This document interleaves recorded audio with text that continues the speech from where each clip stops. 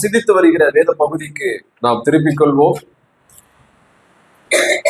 எபேசியர் 5ஆம் அதிகாரம். இதைதான் நாம் கடந்த சில வாரங்களாக நம்முடைய செய்தியிலே சிந்தித்துக் கொண்டு வருகிறோம். எபேசியர் 5ஆம் அதிகாரம் 1வது வசனம். ஆதலால் நீங்கள் பிரியமான பிள்ளைகளைப் போல தேவனை பின்பற்றுகிறவர்களாகி. ஞாபகம் இருக்குதா? நாம சிந்தித்துக் கொண்டு வருகிற இந்த வசனம், நீங்கள் பிரியமான பிள்ளைகளைப் போல தேவனை பின்பற்றுகிறவர்களாக. நாம் அனைவரும் தேவனை பின்பற்றும்படியாக அழைக்கப்பட்டிருக்கிறோம்.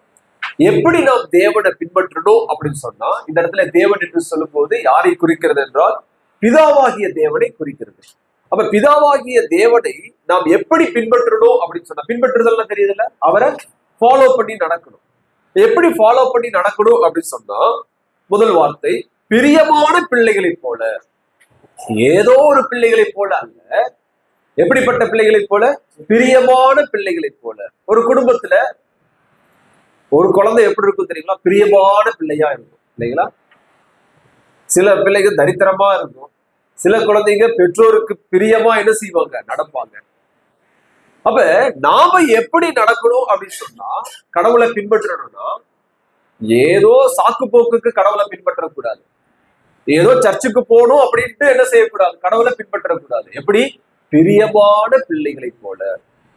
அப்ப அதற்கு பவுலடியார் அந்த பிரியமான பிள்ளை என்பதற்கு ஒரு உதாரணத்தை கொடுத்திருக்கிறார் இல்லைங்களா? அதை இப்ப நாம் போன முதலே சிந்தித்தோம். பிரியமான பிள்ளை அப்படின்னு சொன்னா யாரு? பிதாவுக்கு ஒரே ஒரு பிரியமான பிள்ளை இருந்தாரு. யார் அது? ஆண்டவராகிய இயேசு கிறிஸ்து. அதை அடுத்த வசனத்திலேயே சொல்றாரு. அவருடைய பிதாவாகிய தேவனுடைய பிரியமான பிள்ளை அவருக்கு எப்படி பிரியமா நடந்தாரு அப்படிங்கிறத 2வது வசனத்துல நம்ம படித்தோம். எப்படி? கிறிஸ்து நமக்காக தம்மை தேவனுக்கு சுகந்த வாசனையான காணிக்கையாகவும் பலியாகவும் ஒப்பு கொடுத்து நம்மில் அன்பு கூர்ந்தது போல நீங்களும் அன்பிலே நடந்து கொள்ளுங்கள். அப்ப நாம எப்படி பிரியமான பிள்ளைகளை போல அப்படின்னு சொன்னா, அதற்கு மிக சிறந்த உதாரணம் பவுல் சொல்றாரு. பிதாவுக்கு பிரியமான பிள்ளையாகிய இயேசு கிறிஸ்துவை போல நாம் பிதாவாகிய தேவனுக்கு எப்படி இருக்கணும்? பிரியமான பிள்ளைகளாக நடக்க வேண்டும் என்று சொல்லி பவுல் இந்த இடத்துல சொல்றார். சரி, இப்ப இதை நாம சிந்தித்து முடித்து விட்டோம். இப்பொழுது 2வதாக இந்த பிரியமான பிள்ளைகளை போல அப்படின்னு சொல்லும் பொழுது, இங்க 2வதாக பவுல் என்ன சொல்லுகிறார் பாருங்கள். 3வது வசனம்.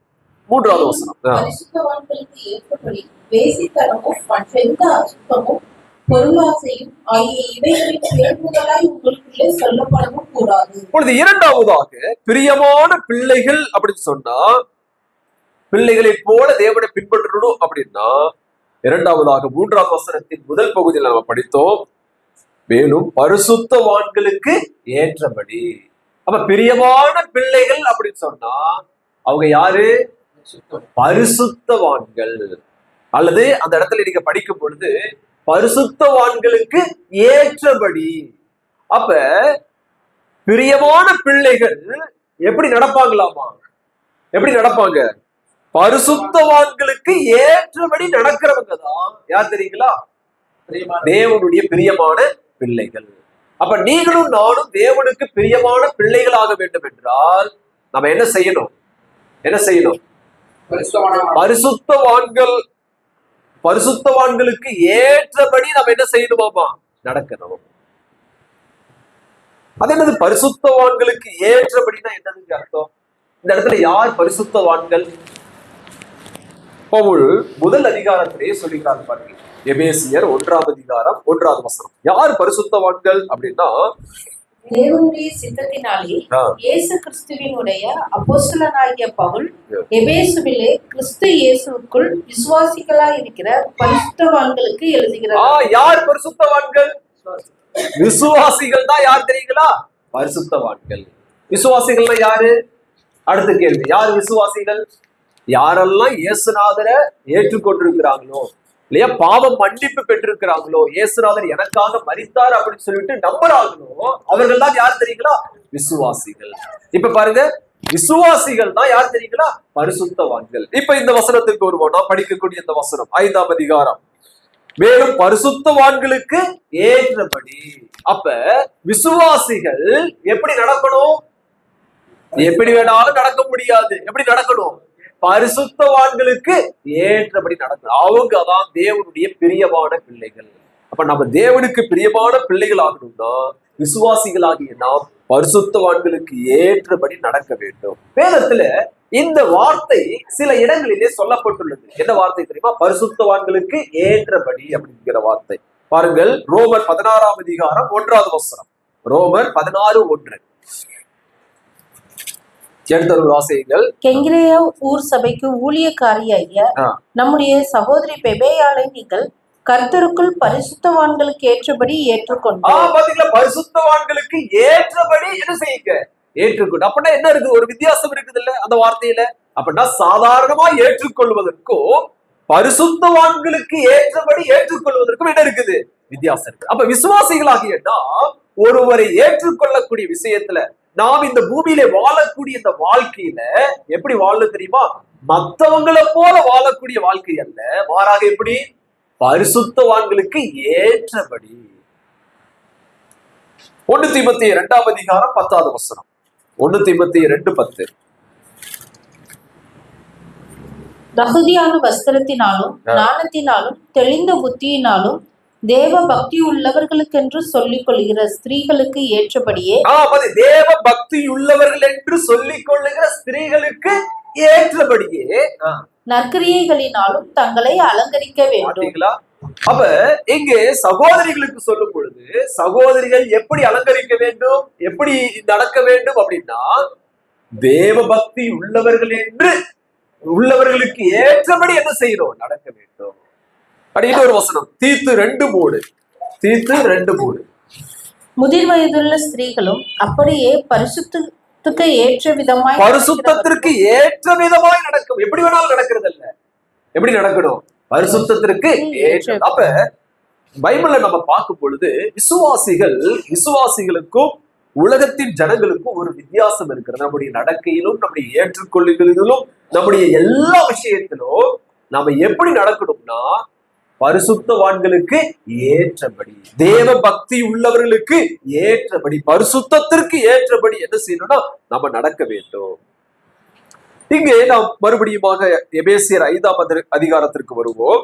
அங்கே சில காரியங்கள் சில செயல்கள் சொல்லப்பட்டுள்ளது. நாம் ஏற்கனவே படித்த 3வது வசனத்துல வேசித்தனம் மற்ற எந்த அசுத்தமும் பொருளாசை ஆகிய இவைகள் பேர் முதலாய். அடுத்தது 4வது வசனம். அப்படியே வம்பும் புத்தியீனமான பேச்சும் பரியாசமும் தகாதவைகள், ஸ்தோத்திரம் செய்தலே தகும். 5வது வசனம். விபச்சாரக்காரனாவது அசுத்தனாவது விக்கிரக ஆராதனைக்காரனாகிய பொருளாசைக்காரனாவது தேவனுடைய ராஜ்யமாகிய கிறிஸ்துவின் ராஜ்யத்திலே சுதந்திரம் அடைவதில்லை என்று அறிந்திருக்கிறீர்கள். இப்ப இந்த சில குணங்கள் எல்லாம் இங்கே சொல்லப்பட்டுள்ளது. இது எல்லாம் ஒரு மோசமான குணங்கள் இல்லையா? என்னென்ன குணம்? அசுத்தம், பொருளாசை, அடுத்தது வம்பு, புத்தியீனமான பேச்சு, பரியாசம், அப்புறம் விபச்சாரம், அசுத்தன், விக்கிரக ஆராதனைக்காரன், பொருளாசைக்காரன், இப்படி நிறைய குணங்கள் இங்க சொல்லப்பட்டுள்ளது. இவைகள் எல்லாம் தேவனுடைய பிள்ளைகள் என்ன செய்யக்கூடாது? செய்யக்கூடாது. ஏன் செய்யக்கூடாது அப்படின்னா நாம யாராக இருக்கிறோம்? பரிசுத்த விசுவாசிகளாக இருக்கிறோம். விசுவாசிகள் எப்படி நடக்கணும்? பரிசுத்தவான்களுக்கு ஏற்றபடி நடக்கணும். நம்ம படிச்சோம். அப்ப இவைகள் எல்லாம் பரிசுத்தவான்களுக்கு ஏற்றவைகள் கிடையாது. ஆகவே அவைகளின்படி நாம் என்ன செய்யக்கூடாது? நடக்கக்கூடாது. ஏன் நடக்கக்கூடாது அப்படின்னு சொன்னா ஒரு வசனத்தை வாசிப்போம். எபேசியர் 4ஆம் அதிகாரம் 24வது வசனம். எபேசியர் 4:24. மெய்யான நீதியிலும் பரிசுத்தத்திலும் தேவனுடைய சாயலாக சிருஷ்டிக்கப்பட்ட புதிய மனுஷனை தரித்துக் கொள்ளுங்கள். ஏன் நாம அப்படி நடக்க முடியாது அப்படின்னு சொன்னா நாம ரட்சிக்கப்பட்ட பொழுது, இயேசுநாதரை ஏற்றுக்கொண்ட பொழுது கடவுள் நமக்கு நம்மள என்ன செஞ்சுட்டாராமா? மாத்திட்டாராமா. என்ன எதுல மாத்தினாரு? அந்த வசனத்துல பாருங்க. மெய்யான நீதியிலும் பரிசுத்தத்திலும் தேவனுடைய சாயலாக சிருஷ்டிக்கப்பட்ட புதிய மனுஷனை தரித்துக் கொள்ளுங்கள். அப்ப நமக்கு கடவுள் என்ன உடலை கொடுத்திருக்கிறார், என்ன சாயலை நமக்கு கொடுத்திருக்கிறார், எதை நாம் அணிந்து கொண்டிருக்கிறோம் அப்படின்னு சொன்னா, எதை அணிந்து கொண்டிருக்கிறோம்? கடவுள் ஒரு அதாவது பிரத்யேகமாக உருவாக்கின ஒரு புதிய மனுஷனை நமக்கு என்ன செஞ்சிருக்கிறாரு? கொடுத்திருக்கிறாரு. கவனிச்சீங்களா? யாருக்கு மட்டும்தான் இந்த சாயல் தெரியுங்களா?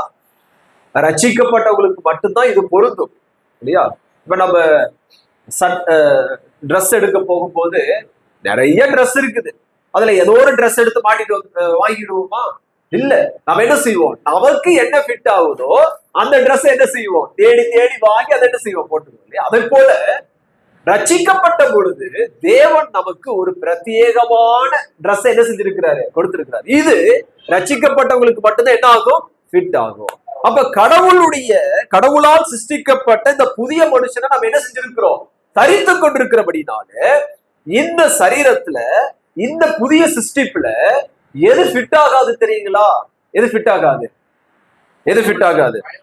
இந்த 5ஆம் வசனம் 3, 4, 5ல படிக்கிறோம் பாத்தீங்களா? இதையெல்லாம் எந்த ட்ரெஸ்ஸுக்கு ஃபிட் ஆகாது, எந்த உடலுக்கு ஃபிட் ஆகாது, இந்த புதிய சாயலுக்கு ஃபிட் ஆகாது. பாத்தீங்களா? ஆகவேதான் இங்கே பவுல் சொல்லுகிறார், பரிசுத்தவான்களுக்கு ஏற்றபடி. இது எல்லாம் பரிசுத்தவான்களுக்கு ஏற்றதில்லை. ஏன் தெரியுமா? அது ஃபிட் ஆகாது. நாம புதிய மனுஷனை தரித்து கொண்டிருக்கிறோம், பழைய மனுஷன் அல்ல. இங்க கடைசியில சொல்றாரு, இப்படிப்பட்டவர்கள் தேவனுடைய ராஜ்யத்துல என்ன செய்ய மாட்டாங்க?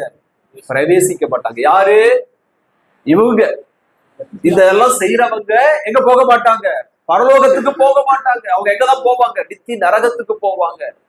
அப்ப இந்த பூமியில வாழக்கூடிய பரிசுத்தவான்களுக்கு சொல்லுகிறார், தேவனுடைய பிள்ளைகளுக்கு சொல்லுகிறார், இது ரட்சிப்பு இழந்து போகும் என்பதற்காக சொல்லப்படல. கவனிச்சீங்களா? அப்ப இந்த இடத்துல இது சொல்லுவது ரட்சிப்பு பரிசுத்தவான்கள் இழந்து போவார்கள் என்பதற்காக அல்ல, இதெல்லாம் நமக்கு தகுதியானவைகள் அல்ல என்பதற்காக பவுல் என்ன சொல்றார்? இதை மேற்கோள் காட்டி இங்க சொல்லுகிறார். ஆகவே பிரியமானவர்களே, there is a certain way of life for saints. பரிசுத்தவான்களுக்கு என்று பிரத்யேகமான என்ன இருக்குது? certain way of life, வாழ்க்கை இருக்குது. there is a certain way of walk for saints. பரிசுத்தவான்களுக்கு என்று பிரத்யேகமான நடக்கை இருக்கிறது. there is a certain way of talk for saints. பரிசுத்தவான்களுக்கு என்று பிரத்யேகமான அவர்களுக்கென்றே உள்ள பேச்சு இருக்கிறது. நான் தேவனுடைய பிள்ளை என்று சொல்லி எப்படி என்றால் என்ன செய்ய முடியாது? பேச முடியாது, நடக்க முடியாது, நான் வாழ முடியாது. ஏனென்றால் நான் புதிய மனிதனை தரித்துக் கொண்டிருக்கிறேன். உலகத்தின் வழக்கத்தின்படி வாழாதபடி பரிசுத்தவானாக என்ன செய்கிறான் என்றால் இருக்கிறான். ஒரு வசனத்தை நாம் வாசிப்போம். ஒரு உதாரணத்தை 2 பேதுரு 2ஆம் அதிகாரம் 7-8 வசனங்கள். 2 பேதுரு 2ஆம் அதிகாரம் 7-8 வசனங்கள். அந்த பேஜ் நம்பர் சொல்லிடுங்க. 2 Peter chapter 2 verse 7 and 8. அக்கிரமக்காரருக்குள் வாசமாய் இருக்கையில் அவர்களுடைய காம விகார நடக்கையால் வருத்தப்பட்டு நாள்தோறும் அவர்களுடைய அக்கிரம கிரியைகளை கண்டு கேட்டு நீதியுள்ள தன்னுடைய இருதயத்தில் வாதிக்கப்பட்ட நீதிமானாகிய லோத்தை அவர் ரட்சித்திருக்கிறார். யாரை பற்றி படிக்கிறோம்? லோத்து பற்றி படிக்கிறோம். லோத்து வேதம் சொல்லுகிறது, அவன் எப்படிப்பட்டவன் தெரியுங்களா? அவன் யாருங்க? நீதிமான் என்று சொல்லுகிறது. கவனிச்சீங்களா? அவன் போனான், ரைட்டு தான், சோதோம் கொமோரா பட்டணத்திற்கு போனான். ஆனாலும் வேதம் அவனை அடையாளப்படுத்தும் போது என்ன சொல்ல தெரியுமா? அவன் நீதிமான். அப்ப லோத்து இந்த சோதோம் கொமோரா பட்டணத்தில் இருந்த போதிலும் அவன் எப்படி இருந்தான் தெரியுமா? அதை தான் இங்கே நாம் படிக்கிறோம். நாள்தோறும் அவருடைய அக்கிரம கிரியைகளை கண்டு கேட்டு நீதியுள்ள தன் இருதயத்தில் வாதிக்கப்பட்ட. அப்ப நாமும் லோத்துவை போலதான் ஒரு மோசமான சுற்றுச்சூழல்ல என்ன செய்து கொண்டிருக்கிறோம்? வாழ்ந்து கொண்டு. சோதோம் கொமோரா பட்டணம் என்னெல்லாம் பாவம் செஞ்சாங்கன்னு நமக்கு தெரியும். அவங்க ஹோமோசெக்சுவல் பாவத்தை செஞ்சாங்க இல்லையா? மிக மோசமான வாழ்க்கை வாழ்ந்து கொண்டிருந்தார்கள். அப்படிப்பட்ட பாவம் நிறைந்த உலகத்துலதான் யார் வாழ்ந்து கொண்டிருந்தது? லோத்து வாழ்ந்து கொண்டிருந்தார். ஆனால் லோத்து அந்த உலக மக்களுடைய வாழ்க்கையை போல தன்னை என்ன செய்யல தெரியுமா? மாற்றிக்கொள்ளவில்லை. அவன் நாள்தோறும் தன் இருதயத்தில் என்ன செய்தான்? பாதிக்கப்பட்டான். அப்ப இந்த பூமியில வாழும் பொழுது ஒவ்வொரு நாளும் இந்த உணர்வு நமக்கு இருக்கணும். என்ன உணர்வு தெரியுமா? நான் இந்த மோசமான உலகத்துல வாழ்ந்தாலும் நான் யார்? நான் யாருங்க? தேவனுடைய பிரியமான பிள்ளை. நான் பரிசுத்தவான்களுக்கு ஏற்றபடி என்ன செய்யணும்? வாழணும், நடக்கணும் அப்படிங்கிற வாதம் இருந்து கொண்டே இருக்கணும். ஒரு இடத்துல உட்காரும் பொழுது இந்த வாதம் இருக்கணும். உன்னை பார்க்கும் பொழுது இந்த உணர்வு இருக்கணும். பேசும் பொழுது இந்த உணர்வு இருக்கணும். என்ன உணர்வு? நான் தேவனுடைய பிள்ளை. அந்த உணர்வு இல்லைன்னு வச்சுக்க, நாம எங்க இருக்கிறது தெரியுமா? நம்முடைய ஆவிக்குரிய வாழ்க்கையில மிகப்பெரிய வீழ்ச்சியில் இருக்கிறோம் என்று சொல்லி அர்த்தம். ஆகவே இங்கே தேவனுடைய வார்த்தை சொல்லுகிறது, பரிசுத்தவான்களுக்கு ஏற்றபடி நாம் என்ன செய்யணும் என்பதை இந்த பகுதியிலே நாம் கற்றுக்கொண்டோம். தேவனுடைய பிரியமான பிள்ளைகள் பரிசுத்தமுள்ள வாழ்க்கை என்ன செய்யணும்? வாழ வேண்டும். சரி, இப்ப அடுத்தது பாருங்க, 5வது வசனத்துல நம்ம படித்தோம். இந்த பரிசுத்தவான்களுக்கு ஏற்றபடி அப்படின்னு சொல்லும் பொழுது 5வது வசனத்தின் கடைசி பகுதியில, இவர்கள் அனைவரும் தேவனுடைய ராஜ்யமாகிய கிறிஸ்துவின் ராஜ்யத்திலே சுதந்திரம் அடைவதில்லை என்று அறிந்திருக்கிறீர்களே. யாரு?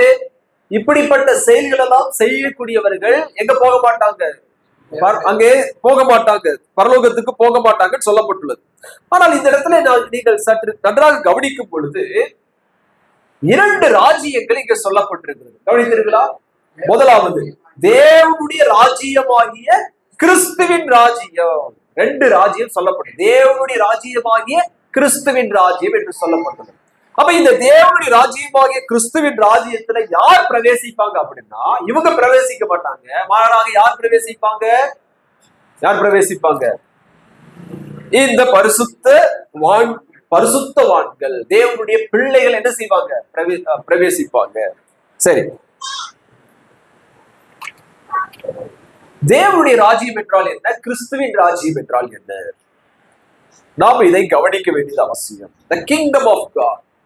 இயேசுநாதர் இந்த பூமியில அவர் ஊழியத்தை துவங்கின பொழுது அவருடைய பிரசங்கம் எல்லாம் நீங்கள் கேட்பீர்கள் என்றால் எதை குறித்து பிரசங்கித்தார் தெரியுமா? அவருடைய இறுதி நாள் மட்டும் எதை குறித்து பிரசங்கித்தார் தெரியுமா? தேவனுடைய ராஜ்யத்தை பற்றி என்ன செய்தார்? பிரசங்கித்தார். மத்தேயு 5ஆம் அதிகாரத்துல இந்த பி ஆட்டிடியூட் சொல்லுவோம், பாக்கியவான்கள் பாக்கியவான்கள். அதுல என்ன வருது? யார் பாக்கியவான்கள் அப்படிங்கிற அந்த இதெல்லாமே தேவனுடைய ராஜ்யத்தை குறித்ததான உபதேசமாக இருக்கிறது இல்லையா? சமாதானம் பண்ணுகிறவர்கள் பாக்கியவான்கள் இல்லையா? இதெல்லாம் சொல்லப்பட்டது. இதெல்லாம் எதை குறித்ததான உபதேசம் என்றால் தேவனுடைய ராஜ்யத்தை குறித்ததான உபதேசம். இயேசு கிறிஸ்து பரமேறி செல்வதற்கு முன்பதாக சீசர்களை எல்லாம் கூப்பிட்டு என்ன சொன்னாரு பாருங்க. அப்போஸ்தலர் 1ஆம் அதிகாரம் 3வது வசனம். அப்போஸ்தலர் 1ஆம் அதிகாரம் 3வது வசனம். அவர் பாடுபட்ட பின்பு 40 நாளளவும் அப்போஸ்தலருக்கு தரிசனமாகி தேவனுடைய ராஜ்யத்திற்குரியவைகளை அவர்களுடனே பேசி அநேகம் தெளிவான திருஷ்டாந்தங்களினாலே அவர்களுக்கு தம்மை உயிரோடு இருக்கிறவராக காண்பித்தார். ஆண்டவராகிய இயேசு கிறிஸ்து உயிர்த்தெழுந்த பிறகு சீசர்களோடு இருந்த பொழுது எதை குறித்து பிரசங்கித்தார்? எதை குறித்து சொல்லிக் கொடுத்தார்? அவரோட பேசினார். தேவனுடைய ராஜ்யத்திற்குரியவைகளை குறித்து என்ன செய்தார்? சீசர்களோடு பேசினார். கவனித்தீர்களா? இப்படிதான் அப்போஸ்தலர் நடவடிக்கைகள் தூங்குகிறது. இந்த அப்போஸ்தலர் நடவடிக்கைகள் முடியும் பொழுது எப்படி முடிகிறது பாருங்கள். 28:31. அப்போஸ்தலர் 28:31. மிகுந்த தைரியத்துடனே தடையில்லாமல் தேவனுடைய ராஜ்யத்தை குறித்து பிரசங்கித்து கர்த்தராகிய இயேசு கிறிஸ்துவை பற்றிய விசேஷங்களை உபதேசித்துக் கொண்டிருந்தார். பாத்தீங்களா? பவுல் அங்கே பவுலுடைய அந்த ஊழியத்தோடு அப்போஸ்தலர் நடவடிக்கைகள் என்ன ஆகிறது? முடிவடைகிறது. அது கடைசியில வரும்பொழுதும் என்ன சொல்லப்பட்டுள்ளது? தேவனுடைய ராஜ்யத்திற்குரிய காரியங்கள், ரட்சிப்புக்கு அடுத்த காரியங்களை குறித்து என்ன செய்து கொண்டிருந்தார்? பிரசங்கித்து. அப்ப அப்போஸ்தலர் தோங்கும் போது தேவனுடைய ராஜ்யம், முடியும் போது எப்படி முடிகிறது? தேவனுடைய ராஜ்யம். அப்ப இந்த இடத்துல நம்ம கவனிக்க வேண்டியது என்னவென்றால், இந்த தேவனுடைய ராஜ்யத்தின் 2 நிலைகள் இருக்கிறது. கவனித்தீர்களா? தேவனுடைய ராஜ்யத்தின் 2 வகையான புரிதல் இருக்கிறது. என்ன புரிதல் என்றால், நிகழ்கால ராஜ்யம், எதிர்கால ராஜ்யம். தேவனுடைய ராஜ்யத்தின் 2 நிலைகள். ஒன்று நிகழ்கால ராஜ்யம், எதிர்கால ராஜ்யம். இன்றைக்கும் இந்த ராஜ்யம் என்ன செய்து கொண்டிருக்கிறது? நடந்து கொண்டிருக்கிறது. யாருடைய ராஜ்யம்? தேவனுடைய ராஜ்யம். இயேசுநாதர் இந்த பூமியில வந்த பொழுது என்ன ராஜ்யம் துவங்கினது தெரியுமா? தேவனுடைய ராஜ்யம் துவங்கினது. இயேசுநாதர் சொன்னார், அவர் தம்முடைய விரல்களினாலே அற்புதங்களை, பிசாசுகளை துரத்துகிறபடினாலே தேவனுடைய ராஜ்யம் உங்கள் மத்தியிலே வந்திருக்கிறது என்று சொல்லி சொன்னார். அப்ப இயேசுநாதர் இந்த பூமியில வந்த பொழுது அவருடைய ஊழியத்தை துவங்கின பொழுது என்ன ஆரம்பிச்சிருச்சு தெரியுங்களா? தேவனுடைய ராஜ்யம் ஆரம்பித்து விட்டது. அது ஒரு பக்கம். ஒரு நாணயத்தின் இரண்டு பக்கங்கள் இருக்கிறது போல தேவனுடைய ராஜ்யத்தின் இரண்டு பக்கங்கள் இருக்கு. ஒன்று, இந்த தேவனுடைய ராஜ்யம் இன்றைக்கும் நடந்து கொண்டிருக்கிறது. அதே போல தேவனுடைய ராஜ்யம் நிறைவான ராஜ்யமாக எதிர்காலத்திலே நித்தியமான ராஜ்யம் என்ன செய்ய போகிறது, வரப்போகிறது என்பதை நாம் அறிந்து கொள்ள வேண்டும். சில வசனங்களை நாம் படிக்கும் பொழுது அறிந்து கொள்ளலாம். பாருங்கள், கொலோசியர் 1ஆம் அதிகாரம் 13வது வசனம்.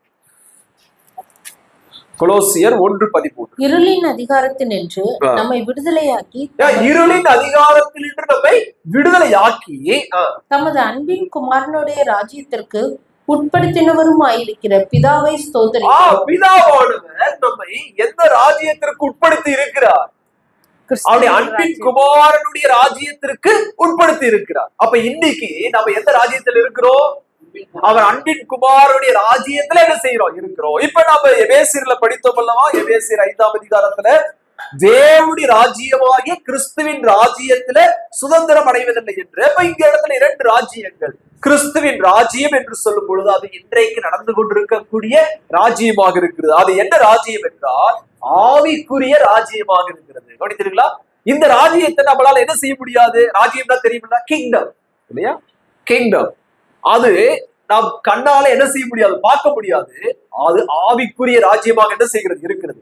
ஆனால் தேவன் ஒரு நாள்ல தம்முடைய ராஜ்யத்தை அது வெளியரங்கமாக என்ன செய்ய போகிறார், ஸ்தாபிக்க போகிறார். அது தேவனுடைய ராஜ்யமாக இருக்கிறது. இப்ப ரட்சிக்கப்பட்ட நம்மை பிதாவாகிய தேவன் கிறிஸ்துவின் ராஜ்யத்துல என்ன செய்திருக்கிறார், நம்மை உட்படுத்தி இருக்கிறார். 1 கொரிந்தியர் 15ஆம் அதிகாரம் 24வது வசனம்.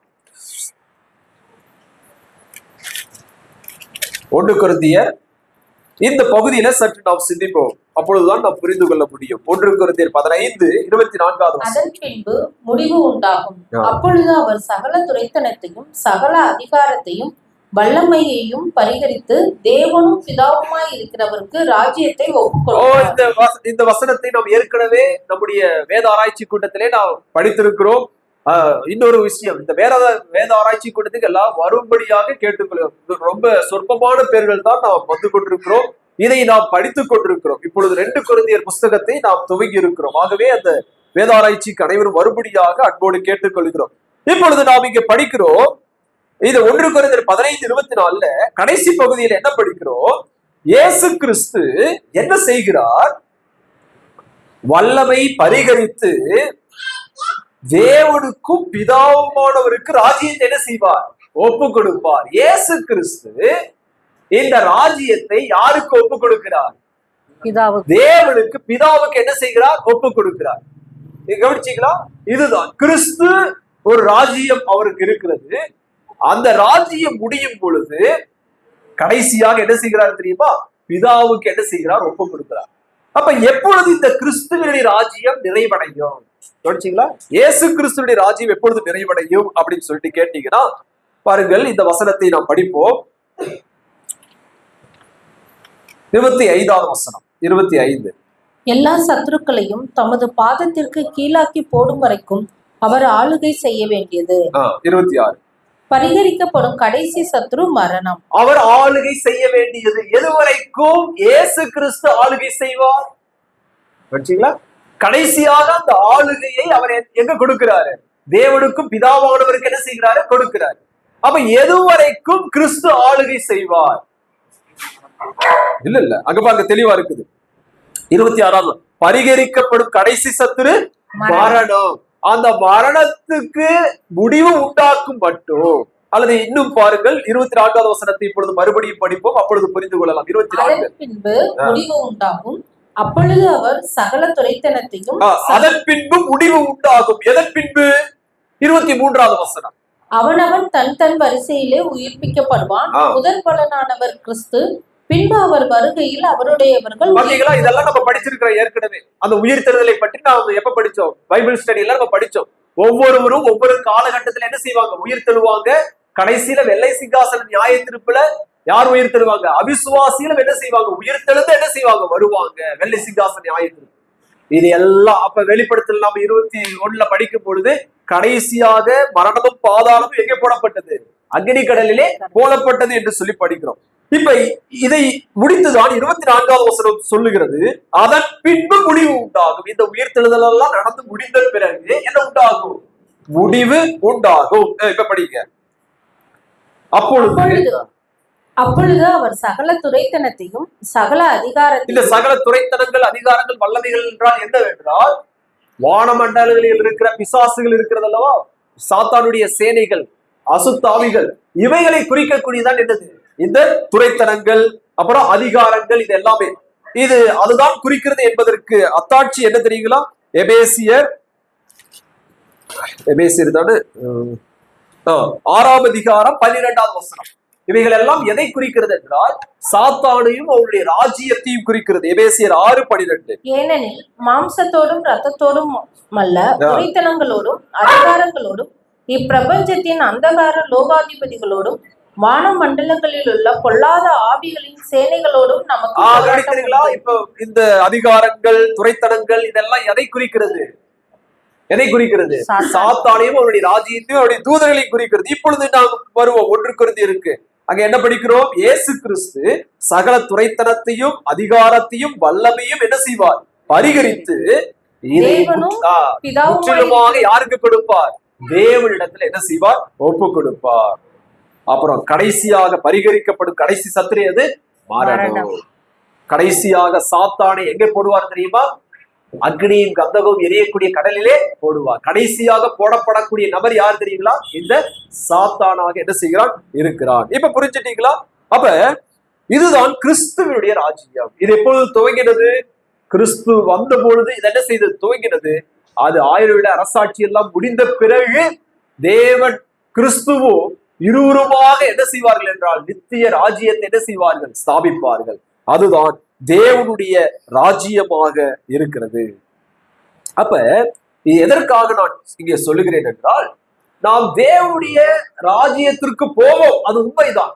ஆனால் இப்பொழுதே நாம் கிறிஸ்துவின் ராஜ்யத்தில் என்ன செஞ்சுக்கிட்டு இருக்கிறோம்? வாழ்ந்து கொண்டு இருக்கிறோம். சரிங்களா? அப்ப தேவனுடைய பிள்ளைகளாகிய நாம் இந்த பூமியில வாழும் பொழுது இந்த நினைவு இருக்க வேண்டும். என்ன நினைவு தெரியுமா? நான் எங்க இருக்கிறேன்? எந்த ராஜ்யத்தில் இருக்கிறேன்? கிறிஸ்துவின் ராஜ்யத்துல வாழ்ந்து கொண்டிருக்கிறேன். நாம நினைச்சிருக்கிறோம் தேவனுடைய ராஜ்யம் மேலதான் வரப்போகுது, அப்ப போய் பார்த்துக்கலாம். இல்ல, நாம தேவனுடைய கிறிஸ்துவின் ராஜ்யத்துல என்ன செஞ்சுட்டு இருக்கிறோம்? வாழ்ந்து கொண்டிருக்கிறோம். பிரியமானவர்களே, அதை நாம் மறந்து விடக்கூடாது. 1 கொரிந்தியர் 6ஆம் அதிகாரம் 11-12 வசனங்கள். உங்களில் சிலர் இப்படிப்பட்டவர்களாய் இருந்தீர்கள். ஆயினும் கர்த்தராகிய இயேசுவின் நாமத்தினாலும் நமது தேவனுடைய ஆவியினாலும் கழுவப்பட்டீர்கள், பரிசுத்தமாக்கப்பட்டீர்கள், நீதிமான்கள் ஆக்கப்பட்டீர்களா? இதை மறந்து விடக்கூடாது. ஒரு காலத்திலே நாம் எல்லாரும் எப்படி இருந்தோம்? இப்படிதான் இருந்தோம். எப்படி இருந்தோம்? உலகத்தில் உள்ள மனிதர்கள் எப்படி வாழ்றாங்களோ, எவ்வளவு அசுத்தமா இருக்கிறாங்களோ, தங்கள் இஷ்டப்படி வாழ்றாங்களோ, அப்படிதான் நம்ம என்ன செஞ்சுட்டு இருந்தோம்? ஒரு நாள்ல இருந்தோம். ஆனால் இப்பொழுதோ நீங்கள் தேவனுடைய ஆவியினால் என்ன செய்யப்பட்டீங்க? கழுவப்பட்டீர்கள், பரிசுத்தமாக்கப்பட்டீர்கள், நீதிமான்கள் ஆக்கப்பட்டீர்கள். இன்னைக்கு நம்ம யார் தெரியுங்களா? தேவன் நமக்கு பிரத்யேக உடலை கொடுத்திருக்கிறார், புதிய சாயலை நமக்கு கொடுத்திருக்கிறார். இந்த முன்பு நாம செய்து வந்த செயல்கள் இப்பொழுது என்ன ஆகாது தெரியுமா? இதோட ஃபிட் ஆகாது. ஆகவேதான் சொல்லுகிறார், பரிசுத்தவான்களுக்கு ஏற்றபடி. பரிசுத்தவான்கள் யார் தெரியுமா? தேவனுடைய ராஜ்யத்தை சுதந்திரிக்கிறவர்கள். இன்றைக்கு நாம் கிறிஸ்துவின் ராஜ்யத்திலே வாழ்ந்து கொண்டிருக்கிறோம் என்கின்ற நினைவோடு இருக்க வேண்டும். ஆகவே 12வது வசனத்தை பாருங்கள். 12வது வசனம். எல்லாவற்றையும் அனுபவிக்க எனக்கு அதிகாரம் உண்டு. கவனித்தீர்களா? எல்லாவற்றையும் அனுபவிக்க எனக்கு என்ன உண்டு? அதிகாரம். யாராச்சும் தடுக்க முடியுமா? யாராவது ஏப்பா இப்படி செய்றீங்க அப்படின்னு யாரும் என்ன செய்ய முடியாது, தடுக்க தேவையில்லை. நாம எப்படி வேணாலும் வாழலாம். ஆனால் பவுல் சொல்றாரு பாருங்க, ஆகிலும் எல்லாம் தகுதியாய் இராது, எல்லாவற்றையும் அனுபவிக்க எனக்கு அதிகாரம் உண்டு, ஆகிலும் நான் ஒன்றுக்கும் அடிமைப்பட மாட்டேன். பிரியமானவர்களே, தேவன் நம்ம என்ன செஞ்சிருக்கிறார் தெரியுமா? நம்மை கழுவி இருக்கிறார், நம்மை பரிசுத்தமாக்கி இருக்கிறார், நம்மை நீதிமானாக்கி இருக்கிறார். ஆகவே பரிசுத்தவான்களுக்கு ஏற்றபடி நாம் என்ன செய்யணும் தெரியுமா? வாழ வேண்டியது அவசியமாக இருக்கிறது. அதை தான் பவுல் இந்த இடத்துல சொல்றார். ஆகவே நம்முடைய பகுதிக்கு திருப்பிக் கொள்வோம். எபேசியர் 5ஆம் அதிகாரம் அந்த வசனத்துல பவுல் சொல்றார், பரிசுத்தவான்களுக்கு ஏற்றபடி. 3வது வசனத்துல மேலும் பரிசுத்தவான்களுக்கு ஏற்றபடி. நாம் தேவனுடைய ராஜ்யத்தினுடைய பிள்ளைகளாக இருக்கிறபடினால நாம் அதற்கு ஏற்றபடி என்ன செய்தோம்? வாழ வேண்டும். 2வதாக 5ஆம் அதிகாரம் 8வது வசனத்தை பாருங்கள். பரிசுத்தவான்களுக்கு ஏற்றபடி அப்படின்னா என்ன அப்படிங்கிற சொல்றாரு. முற்காலத்தில் நீங்கள் அந்தகாரமாய் இருந்தீர்கள், இப்பொழுதோ கர்த்தருக்குள் வெளிச்சமாய் இருக்கிறீர்கள்.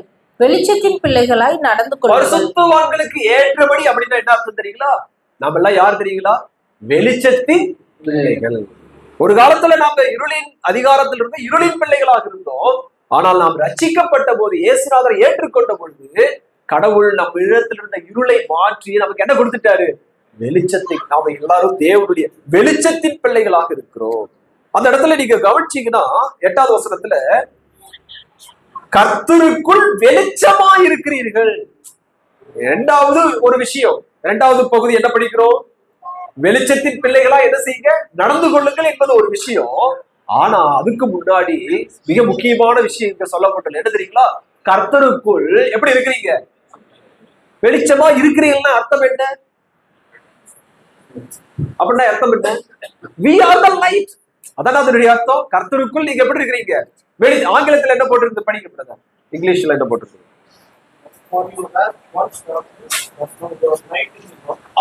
You are light in the Lord. You are the light. நாம வெளிச்சத்தில் நடக்கிறது ஓகே ஒண்ணுதான். ஆனா நாமளே யார் தெரியுமா? வெளிச்சம். அது எவ்வளவு முக்கியம் பாத்தீங்களா? இப்ப இந்த பல்ப் இருக்குது இல்லையா? இந்த பல்பு எவ்வளவு முக்கியம்? எப்ப தெரியும் இதனுடைய முக்கியத்தன்மை? எப்ப தெரியும்? கரண்ட் போனாதான் தெரியும் இல்லையா? அல்லது அது பீஸ் போயிடுச்சுனாதான் தெரியும் இந்த பல்பு எவ்வளவு முக்கியம். அதை போல நாம் இந்த உலகத்திற்கு எப்படி இருக்கிறோம் தெரியுமா? வெளிச்சமா. இயேசுநாதர் சொன்னாரா இல்லையா? என்ன சொன்னாரு? மத்தேயு 5ஆம் அதிகாரம் 14வது வசனம். இயேசுநாதரே சொல்றார் நம்மை குறித்து என்ன? நீங்களே இந்த உலகத்திற்கு வெளிச்சமா இருக்கிறீர்கள். இந்த உலகத்துக்கு சூரியன் எப்படி வெளிச்சமோ அதை போல இந்த உலகத்தில் உள்ள மக்களுக்கு கடவுள் யாரை வெளிச்சமா வச்சிருக்கிறார் தெரியுமா? உங்களையும் என்னையும் எப்படி வச்சிருக்கிறாரு? வெளிச்சமாய் வைத்திருக்கிறார். சூரியனாக வைத்திருக்கிறார், சந்திரனாக வைத்திருக்கிறார், நட்சத்திரங்களாக வைத்திருக்கிறார். ஆதியாகம புஸ்தகத்திற்கு திருப்பிக் கொள்ளுங்கள் 1ஆம் அதிகாரம். அதல்ல நீங்க படிக்கும் பொழுது நாம் உலகத்தின் வெளிச்சம் என்பதனுடைய முக்கியத்துவத்தை அறிந்து கொள்ளலாம். ஆதியாகமம் 1ஆம் அதிகாரம் 14வது வசனத்தை பாருங்கள். தேவன் வெளிச்சத்தை என்ன செஞ்சாருன்னா 1ஆம் நாள்ல என்ன செய்யறாரு? உண்டாக்குறாரு. ஆனா உண்டாக்கிட்டு 14வது வசனத்துல வாருங்க. 14வது வசனம். பின்பு தேவன் பகலுக்கும் இரவுக்கும் வித்தியாசம் உண்டாகத்தக்கதாக வானம் என்கிற ஆகாய விரிவிலே சுடர்கள் உண்டாக கடவது. அவைகள் அடையாளங்களாகவும் காலங்களையும் நாட்களையும் வருஷங்களையும் குறிக்கிறதற்காகவும் இருக்க கடவது என்றார். ஆண்டவர் இப்பொழுது என்ன செய்யறாருன்னா என்ன உண்டாக்குறார்? வெளிச்சத்தை உண்டாக்கிட்டார் முதல் நாளே. ஆனால் இதுவரைக்கும் எதை உண்டாக்கல? எதை? அந்த சுடர்களை எல்லாம் என்ன செய்யல? உண்டாக்கல. அதாவது சூரியன் சந்திரன் நட்சத்திரம் உண்டாக்கல. இப்பதான் என்ன செய்யறாருன்னா இதை உண்டாக்குறார். எதுக்கு உண்டாக்குறாருன்னு பாருங்க. அதுலதான் விஷயம் இருக்குது. 14வது வசனத்துல படித்தோம். தேவன் பகலுக்கும் இரவுக்கும் வித்தியாசம் உண்டாக்கத்தக்கதாக ஆகாய விரிவுல என்ன உண்டாக்குறாரு? சுடர்களை உண்டாக்குறார். அப்ப இந்த வெளிச்சம் என்ன தெரியுங்களா? வெளிச்சம் வித்தியாசத்தை என்ன செய்கிறது? உண்டாக்குறது. புரிஞ்சுங்களா? இந்த சுடர்கள் என்ன உண்டாக்குகிறது? வித்தியாசத்தை உண்டாக்குகிறது. அப்ப நீங்களும் நானும் வெளிச்சம் அப்படின்னு சொன்னா என்ன அர்த்தங்க? இந்த உலகத்துல வித்தியாசத்தை ஏற்படுத்துகிறவர்களாக தேவன் நம்ம என்ன செஞ்சிருக்கிறாரு? வைத்திருக்கிறார். நீங்களே உலகத்தின் வெளிச்சம் அப்படின்னு சொன்னா நம்ம இந்த உலகத்திற்கு வித்தியாசத்தை என்ன செய்யணும்? காட்டணும். என்ன வித்தியாசம்? நான் யாருடைய பிள்ளை? தேவனுடைய பிரியமான பிள்ளை. நான் பரிசுத்தத்திற்கு ஏற்றபடி என்ன செய்கிறவன்? வாழக்கூடியவன் என்கின்ற வித்தியாசத்தை மற்றவங்களுக்கும் நமக்கு என்ன செய்யணும்? வித்தியாசம். 2வது இந்த சுடர்களுடைய மற்றொரு தன்மை 15வது வசனம். அவைகள் பூமியின் மேல் பிரகாசிக்கும்படி. அவைகள் பூமியின் மேல் பிரகாசி. எதற்காக இந்த சுடர்கள் அப்படின்னா பூமியை பிரகாசிப்பிக்கும்படியாக. சூரியன் இல்லையே, வெளிச்சம் இல்லையே, உயிர்கள் என்ன செய்ய முடியாது? வாழ முடியாது இல்லைங்களா? இந்த தாவரங்கள், விலங்குகள், மனிதர்கள் எல்லாருக்கும் என்ன தேவை? என்ன தேவைங்க? வெளிச்சம் அவசியம், சூரிய ஒளி அவசியம். அது இல்லாம என்ன செய்ய முடியாது? ஜீவன்கள் வாழ முடியாது. ஆகவே பிரியமானவர்களே, நீங்களும் நானும் உலகத்திற்கு யாராக இருக்கிறோம் தெரியுமா? வெளிச்சமாக இருக்கிறோம். உலகத்திற்கு உயிர் கொடுக்கக்கூடிய வெளிச்சமாக, நித்திய அழிவில் போகக்கூடியவர்களை நித்திய ஜீவனுக்கு கொண்டு வரக்கூடிய வெளிச்சமாக தேவன் உங்களை என்ன செஞ்சிருக்கிறாரு? வைத்திருக்கிறார். அடுத்தது 3வது 16வது வசனத்தை பாருங்கள். 16வது வசனம். தேவன் பகலை ஆள பெரிய சுடரும் இரவை ஆள சிறிய சுடரும் ஆகிய 2 மகத்தான சுடர்களையும் நட்சத்திரம். தேவன் எதற்காக இதை உண்டாக்கினார்? சுடர்களை சும்மா இல்ல, ஏதோ இருக்கிறதுக்காக இல்ல. எதுக்காக? ஆளுகை செய்வதற்காக. எதுக்காக? இந்த சுடர்கள் எல்லாம் என்ன செய்கிறது? ஆளுகை. எதை ஆளுகை செய்ய? பகலையும் இரவையும் ஆளுகை செய்ய. அப்ப கடவுள் இன்றைக்கு நம்மளை எதுக்காக வச்சிருக்கிறார் தெரியுங்களா? ஆளுகை செய்யும்படியாக வைத்திருக்கிறார். மனிதன் தேவன் கொடுத்த ஆளுகை என்ன செஞ்சுட்டான் தெரியுமா? இழந்து போனான். ஆனால் அந்த ஆளுகையை மறுபடியும் தேவன் நமக்கு கொடுத்திருக்கிறார். இந்த சுவிசேஷத்தின் மூலமாக ஜனங்களை சந்திக்கக்கூடிய, அவர்களை கர்த்தருக்குள் நடத்தக்கூடிய அந்த உன்னத பொறுப்பை, ஸ்தானாபதி என்கின்ற அந்த உயரிய அதிகாரத்தை கடவுள் உங்களுக்கு எனக்கு என்ன செஞ்சிருக்கிறார்? கொடுத்திருக்கிறார். அதை நாம் மறந்து விடக்கூடாது. கடைசியில படிக்கிறோம் 18வது வசனத்துல, ஆகாய விரிவிலே, வானம் என்கின்ற ஆகாய விரிவிலே என்ன செய்தார்? வைத்தார் என்று சொல்லி படிக்கிறோம். அதை போல உங்களையும் என்னையும் தேவன் இந்த பூமியில் என்ன செஞ்சிருக்கிறாரு? வைத்திருக்கிறார். நம்மளை ரட்சித்து அவர் பரலோகம் கூட்டிட்டு போயிடல, நம்ம இந்த உலகத்துல என்ன செஞ்சிருக்கிறார்? வைத்திருக்கிறார். எப்படி வைத்திருக்கிறார் என்றால், வெளிச்சமாக என்ன செய்திருக்கிறார்? நம்மை வைத்திருக்கிறார். பாருங்கள், மத்தேயு 5ஆம் அதிகாரம் 16வது வசனம். மத்தேயு 5:16.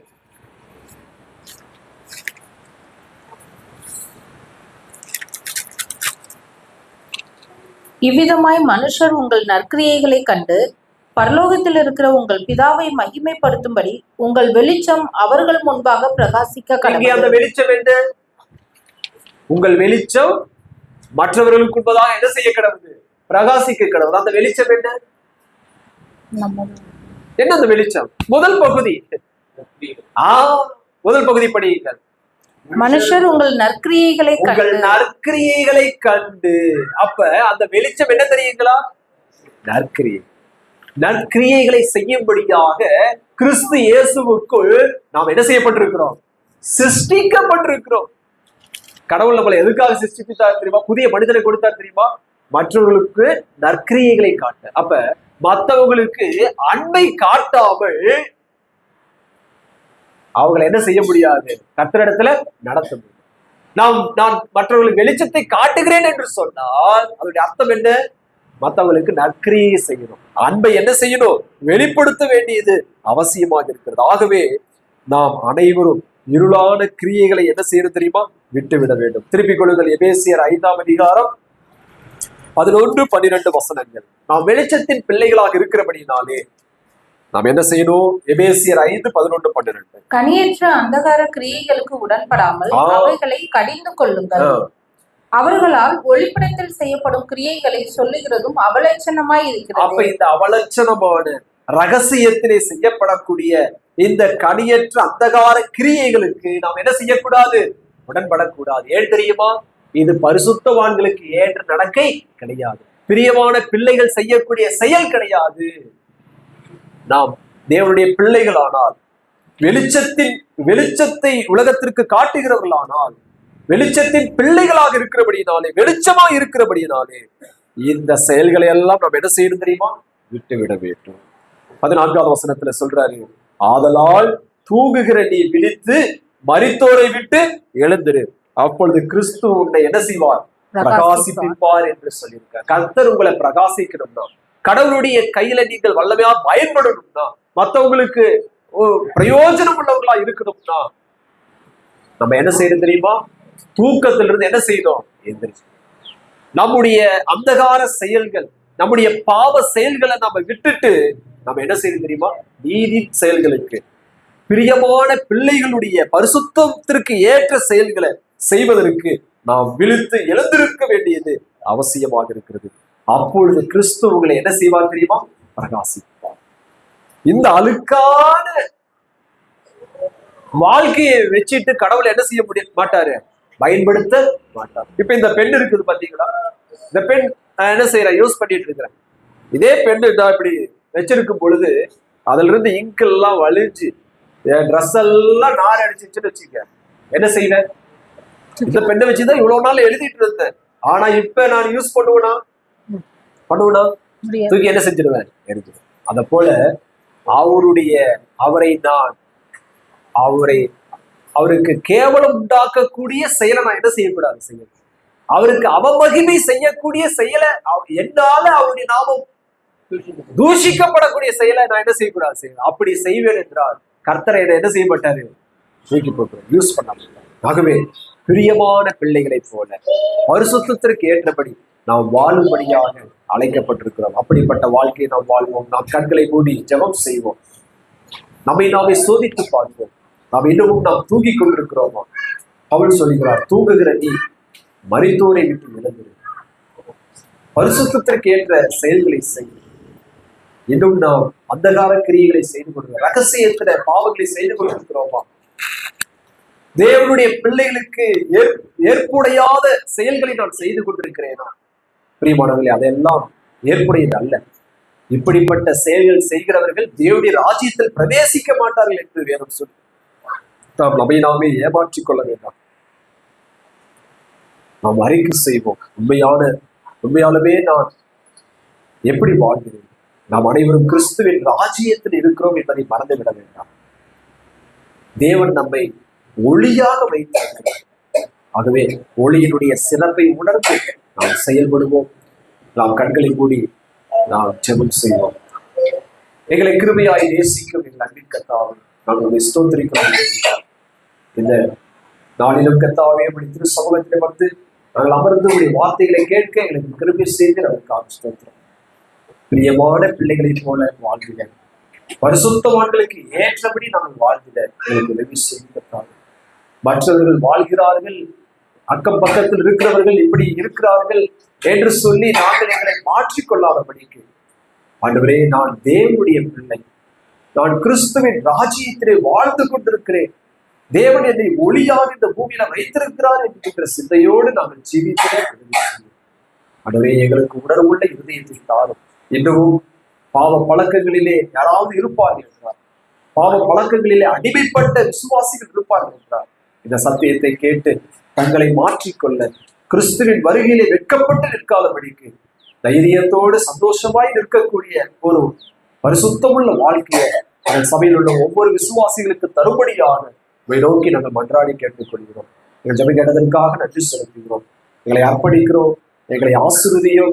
ஒரு வெற்றியுள்ள கிறிஸ்துவ வாழ்க்கையை வாழ்ந்திட எங்களுக்கு உதவி செய்யும் ஆண்டவரே.